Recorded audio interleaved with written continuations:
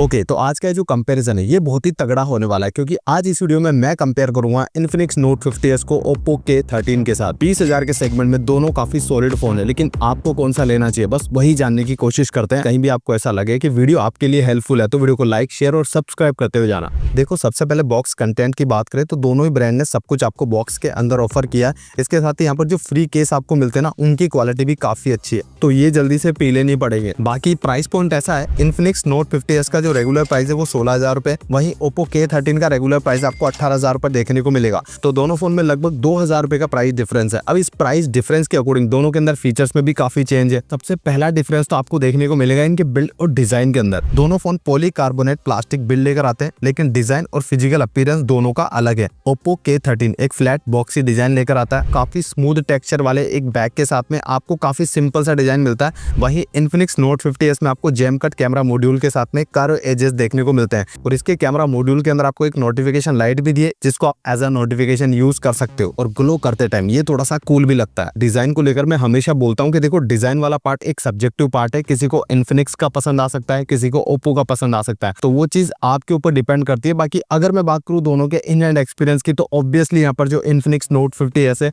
उसके साथ में आपको इन हैंड एक्सपीरियंस थोड़ा सा बेटर देखने को मिलेगा, क्योंकि 7.6 mm की थिकनेस के साथ ये डिवाइस काफी पतला और काफी लाइट वेट फील होता है, और इसमें 5500 mAh की बैटरी देखने को मिलती है। लेकिन वहीं Oppo K13 7000 mAh की बैटरी लेकर आता है, तो जाहिर सी बात है कि इसका जो वेट है, जो थिकनेस है, वो आपको Infinix Note 50s के कंपैरिजन में थोड़ा सा ज्यादा देखने को मिलेगा। मतलब ऐसा कि जैसे Infinix है ना, इस सेगमेंट में सबसे स्लिमेस्ट कर्व 5G फोन है, वैसे ही Oppo वाला एक लार्जेस्ट बैटरी स्मार्टफोन है। वैसे हैप्टिक्स दोनों ही फोन के साथ में बिल्कुल एवरेज टाइप के देखने को मिलते हैं, और IP रेटिंग भी दोनों में ऑलमोस्ट सेम सी है। हल्के फुल्के पानी की छींटे वगैरह से दोनों डिवाइस को कुछ नहीं होगा। अब इसके बाद जो सेकंड डिफरेंस आपको देखने को मिलेगा वो मिलेगा इनके डिस्प्ले के अंदर। वैसे तो डिस्प्ले में दोनों फोन एक OLED डिस्प्ले लेकर आते हैं, लेकिन Oppo में एक फ्लैट डिस्प्ले है और Infinix में आपको 3D कर्व डिस्प्ले दिया है, जिसका एक प्लस पॉइंट तो ये भी है कि देखो, इसके अंदर आपको जो बेजल्स है ना, वो बहुत ही कम देखने को मिलता है। व्यूइंग एक्सपीरियंस ज्यादा अच्छा होगा। कलर्स दोनों के अंदर ही अच्छे आ रहे हैं, डीप ब्लैक्स दोनों में अच्छे आ रहे हैं। Oppo में कलर थोड़े से नेचुरल साइड होते हैं, वहीं Infinix में आपको थोड़े से विविड टाइप के फील होंगे, जिसका शायद से रीजन ये है कि Oppo में आपको एक 8-बिट डिस्प्ले मिलता है, लेकिन Infinix में आपको एक 10-बिट डिस्प्ले दिया है। लेकिन वहीं पर अगर HDR कंटेंट की बात आती है तो Infinix YouTube के ऊपर 4K HDR कंटेंट सपोर्ट करता है, बट Oppo में आपको फिलहाल के लिए 4K का ही सपोर्ट दिया है। हालांकि ये डिवाइस भी HDR कंटेंट सपोर्ट करता है, लेकिन आई डोंट थिंक सो कि यहाँ पर YouTube पर HDR कंटेंट का सपोर्ट क्यों नहीं दिया।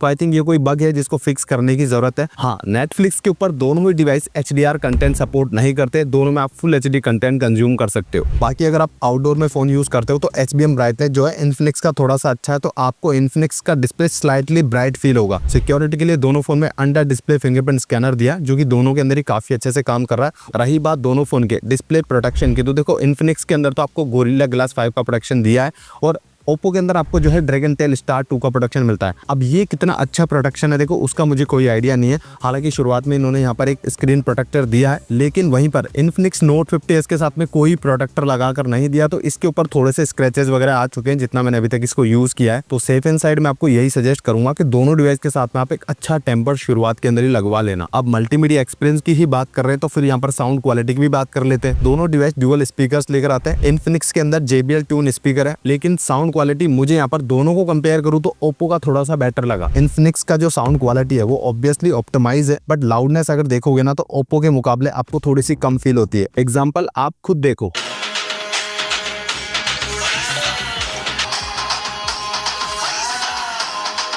अब इसके बाद में सवाल आता है कि भाई सॉफ्टवेयर कौन से फोन का अच्छा है। दोनों डिवाइस Android 15 के साथ में आते हैं। एक के अंदर आपको कलर OS मिलता है और एक में आपको Infinix का XOX UI। दोनों में 2+3 इयर्स के अपडेट आपको देखने को मिलेंगे। सॉफ्टवेयर दोनों ही फोन का क्लीन नहीं मिलेगा। Infinix में ब्लॉटवेयर थोड़े से कम मिलेंगे, Oppo में ब्लॉटवेयर आपको थोड़े से ज्यादा देखने को मिलते हैं। तो यहाँ पर सॉफ्टवेयर को क्लीन करने में आपको थोड़ी सी मेहनत करनी पड़ेगी। सॉफ्टवेयर दोनों का ही वेल ऑप्टिमाइज है, चलने में सॉफ्टवेयर काफी स्मूथ फील होता है। कस्टमाइजेशन तो आपको दोनों UI में भर भर के देखने को मिलेंगे, लेकिन अगर बात आती है AI फीचर्स की, तो वहां पर ना Infinix ने काफी भर के AI फीचर्स दिए, जैसे call assist, document assist, AI assist, इसके अलावा AI इरेजर, AI वॉलपेपर और भी काफी सारे AI फीचर्स आपको Infinix में देखने को मिलते हैं। Oppo में वही थोड़े से लिमिटेड AI फीचर्स आपको मिलते हैं। लेकिन अगर बात आती है सॉफ्टवेयर प्रॉमिसिंग की, तो भाई वहां पर ना Oppo ज्यादा बेटर ऑप्शन निकल कर आएगा, क्योंकि Infinix का शुरुआत से ट्रैक रिकॉर्ड ऐसा रहा है कि ये अपडेट्स वगैरह को लेकर बहुत ज्यादा स्लो है। तो इस बात का भी आपको ध्यान में रखना है अगर सॉफ्टवेयर अपडेट्स आपकी प्रायोरिटी लिस्ट में है। अगर बात आती है परफॉर्मेंस की, तो वहां पर Oppo ने थोड़ा सा ज्यादा इंप्रेस किया, बिकॉज यहाँ पर आपको मिलता है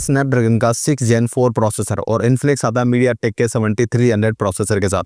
देखो दोनों प्रोसेसर प्राइस पॉइंट के अकॉर्डिंग बहुत ही पावरफुल प्रोसेसर है। ओप्पो का जो प्रोसेसर है वो आपको थोड़ा ज्यादा पावरफुल देखने को मिलेगा। आप चाहे तो AnTuTu स्कोर देख लो, वहां पर आपको स्कोर थोड़े से बेटर देखने को मिलते हैं। ऊपर से यहाँ पर जो स्टोरेज टाइप है वो भी आपको UFS 3.1 का मिलता है, तो इसके रीड एंड राइट के जो स्कोर्स है ना वो भी इन्फिनिक्स से ऑलमोस्ट डबल है। देखो वैसे तो डे टू डे टास्क में दोनों के साथ में ऐप ओपनिंग काफी अच्छी हो रही है, दोनों ही काफी स्मूथ फील होते हैं, लेकिन कहीं ना कहीं स्टोरेज टाइप बेटर होने की वजह से ओप्पो का जो सॉफ्टवेयर है ना वो आपको चलाने में ज्यादा स्मूथ, ज्यादा फास्टर और रेस्पॉन्सिव फील होगा इन्फिनिक्स के मुकाबले। इवन इसका जो रैम मैनेजमेंट है वो भी मुझे इन्फिनिक्स के कंपैरिजन में थोड़ा सा बेटर लगा, क्योंकि जो हेवी एप्स है ना उनको लंबे टाइम तक रैम के अंदर रख लेता है, जो कि इन्फिनिक्स नहीं कर पाता बिकॉज स्टोरेज टाइप थोड़ा सा स्लो है। बाकी अगर बात आती है गेमिंग की, तो दोनों डिवाइस फिलहाल के लिए 60 FPS की ग्राफिक सेटिंग ऑफर करते हैं। दोनों ही काफी स्टेबल गेमिंग करवा रहे थे। जो FPS है वो अराउंड 55 से 60 FPS के बीच में मेंटेन रहते हैं। अगर जायरो प्लेयर हो तो वहां पर भी किसी तरह का डिले नहीं है। दोनों डिवाइस के साथ में काफी अच्छा काम कर रहा है। दोनों फोन के साथ में मैंने रेगुलर बेस के ऊपर 1 से 1.5 घंटे गेमिंग करके देखी है। अब गेमिंग करने के बाद एक चीज जरूर से जानना जरूरी था कि दोनों में से थ्रॉटल वगैरह किस प्रोसेसर के साथ में ज्यादा है। तो जब मैंने दोनों डिवाइस के साथ में थ्रॉटल टेस्ट किया तो इन्फिनिक्स ने 79% तक थ्रॉटल किया, लेकिन ओप्पो ने यहाँ पर 89% तक किया। और उसके बावजूद ओप्पो का जो ग्राफ है वो एकदम ग्रीन के अंदर था। तो ऑब्वियसली ओप्पो के अंदर जो थर्मल्स हैं वो बहुत ही अच्छे देखने को मिलते हैं, और दोनों के जो एवरेज स्कोर्स हैं वो भी आप देखोगे तो आपको ओप्पो के थोड़े से बेटर देखने को मिलेंगे। तो यहाँ पर ये चीज तो कंफर्म होती है कि ओप्पो का प्रोसेसर थोड़ा ज्यादा अच्छे से ऑप्टिमाइज है।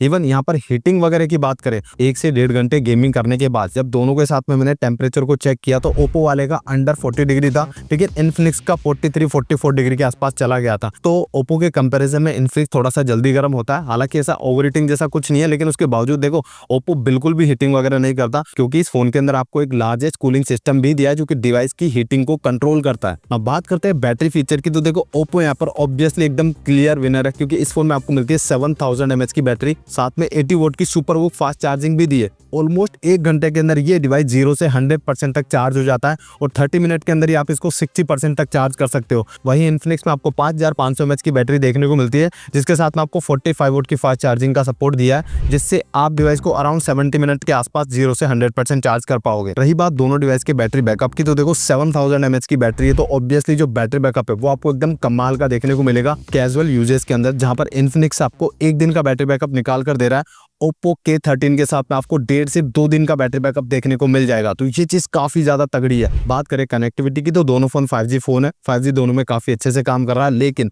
जियो सिम के साथ में मैंने दोनों को यूज करके देखा। 5G प्लस मुझे इन्फिनिक्स के साथ में तो देखने को मिला, लेकिन ओप्पो के साथ में मैंने एक बार भी नोटिस नहीं किया। अगर बात करें दोनों के कॉलिंग एक्सपीरियंस की, तो देखो दोनों में आपको डुअल माइक देखने को मिलता है। कॉल क्वालिटी दोनों डिवाइस के साथ में काफी अच्छी है, और हाँ, साइलेंट कॉल रिकॉर्डिंग भी आप दोनों ही डिवाइस के साथ में ऑफिशियली कर सकते हो। रही बात स्टोरेज टाइप की, तो दोनों डिवाइस डुअल सिम कार्ड को सपोर्ट करते हैं। दोनों डिवाइस के साथ में आप स्टोरेज को एक्सपेंड नहीं कर सकते, तो स्टोरेज टाइप सेलेक्ट करते टाइम थोड़ा सा ध्यान रखना। अब बात करते हैं दोनों डिवाइस के एक मोस्ट कंफ्यूजिंग पार्ट के ऊपर कि भाई कैमरा किस फोन का ज्यादा अच्छा है। मेन सेंसर ओप्पो में 50 मेगापिक्सल का, इन्फिनिक्स में 64 मेगापिक्सल का। सेल्फी ओप्पो में 16 मेगापिक्सल की है और इन्फिनिक्स में 13 मेगापिक्सल की। सबसे पहले देखो मेन कैमरा की बात कर लेते हैं, तो यहाँ पर कुछ कैमरा सैंपल्स आप देख सकते हो, जहां सबसे पहले मैंने डिटेल्स को चेक किया। दोनों डिवाइस के साथ में आपको डिटेल्स बहुत ही अच्छे देखने को मिलते हैं। ओप्पो के 50 मेगापिक्सल कैमरा ने इन्फिनिक्स के 64 मेगापिक्सल के काफी इक्वल डिटेल्स आपको ऑफर करी है, तो 1x के ऊपर दोनों के डिटेल्स अच्छे मिलेंगे। लेकिन जैसे आप 2x मोड पर जाओगे तो वहां पर इन्फिनिक्स के डिटेल्स आपको थोड़े से ज्यादा अच्छे लग सकते हैं। स्पेशली अगर ह्यूमन सब्जेक्ट की आप बात करो, वहां पर ओप्पो थोड़े से डिटेल्स को सॉफ्ट कर देता है, लेकिन वहीं पर ओप्पो का जो लाइट कंट्रोल है वो काफी अच्छा है, लेकिन 2x मोड पर इन्फिनिक्स लाइट को उतना अच्छे से कंट्रोल नहीं कर पाता। बट डिफॉल्ट मोड के ऊपर दोनों ने ही HDR और डायनेमिक रेंज को बहुत ही अच्छे से प्रोसेस किया है।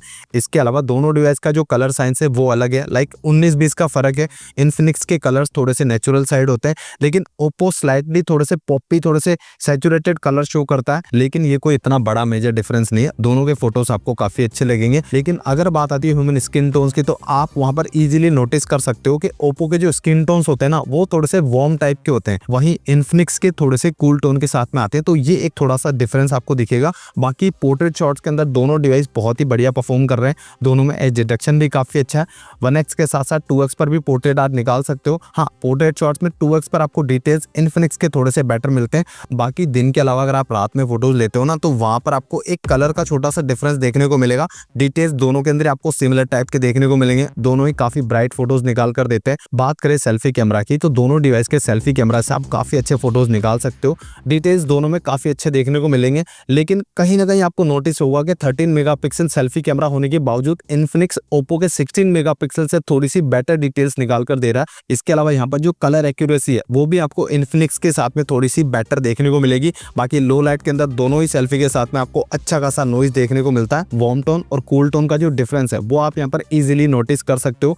डिटेल्स वगैरह दोनों के अंदर ही बहुत ही सॉफ्ट हो जाते हैं। जितने भी फोटोज मैं आपको यहाँ पर दिखा रहा हूँ सारे मैंने गूगल ड्राइव में सेव कर दिए हैं। आप खुद से जाकर चेकआउट कर सकते हो कि दोनों में कैमरा क्वालिटी कैसी आपको देखने को मिलती है। अगर बात करें वीडियोस की, तो दोनों डिवाइस के मेन कैमरा से आप 4K 30 FPS के ऊपर वीडियोस बना सकते हो, जहां पर आप नोटिस करोगे कि इन्फिनिक्स के वीडियो ज्यादा स्टेबल फील होते हैं। इसके अलावा जो कलर्स है वो भी आपको इन्फिनिक्स के अंदर ज्यादा एक्यूरेट देखने को मिलेंगे। लेकिन वहीं पर जो लाइट कंट्रोल है वो आपको ओप्पो का बढ़िया देखने को मिलेगा। रही बात सेल्फी कैमरा की, तो ऑब्वियसली वहां पर जो इन्फिनिक्स है वो ज्यादा बेटर ऑप्शन निकल कर आएगा, क्योंकि इसके सेल्फी कैमरा से आप 4K 30 FPS के ऊपर वीडियोस बना सकते हो। तो इसके साथ में आपको ज्यादा बेटर क्वालिटी और ज्यादा बेटर आउटपुट देखने को मिलते हैं। ओवरऑल दोनों ही डिवाइस का कैमरा काफी अच्छा परफॉर्म कर रहा है। थोड़ा सा स्किन टोन्स वगैरह का फर्क है। इसके अलावा 2x के ऊपर ओप्पो के अंदर डिटेल्स थोड़े से सॉफ्ट हो जाते हैं, वहीं इन्फिनिक्स में जो लाइट कंट्रोल है वो थोड़ा सा इंप्रूव करना पड़ेगा। अब इन सबके बाद में फाइनल कंक्लूजन के दोनों में से कौन सा फोन लेना सही रहेगा, तो देखो 15,000 के हिसाब से अगर देखें ऑफर वगैरह लगा के, तो इन्फिनिक्स नोट 50s एक काफी बैलेंस फोन है। लेकिन अगर आपकी परफॉर्मेंस थोड़ी सी प्रायोरिटी है, बैटरी बैकअप आपको एकदम जबरदस्त चाहिए, सॉफ्टवेयर अपडेट्स के अंदर भी आपको किसी भी तरह का कॉम्प्रोमाइज नहीं करना, तो ऐसे में मैं बोलूंगा कि ओप्पो K13 एक ज्यादा बेटर ऑप्शन है। बाकी दोनों डिवाइस के प्रोज और कॉन्स मैंने आपको बता दिया। आई होप आप ये तो डिसाइड कर सकते हो कि दोनों में से आपकी प्रायोरिटी के अकॉर्डिंग, आपके यूजेस के अकॉर्डिंग कौन सा फोन आपके लिए ज्यादा अच्छा रहेगा। तो फिलहाल के लिए इस वीडियो के अंदर बस इतना ही। आई होप आपको वीडियो पसंद आए, लाइक शेयर और सब्सक्राइब कर देना। मैं मिलता हूँ किसी और वीडियो में किसी नए टॉपिक के साथ। तब तक के लिए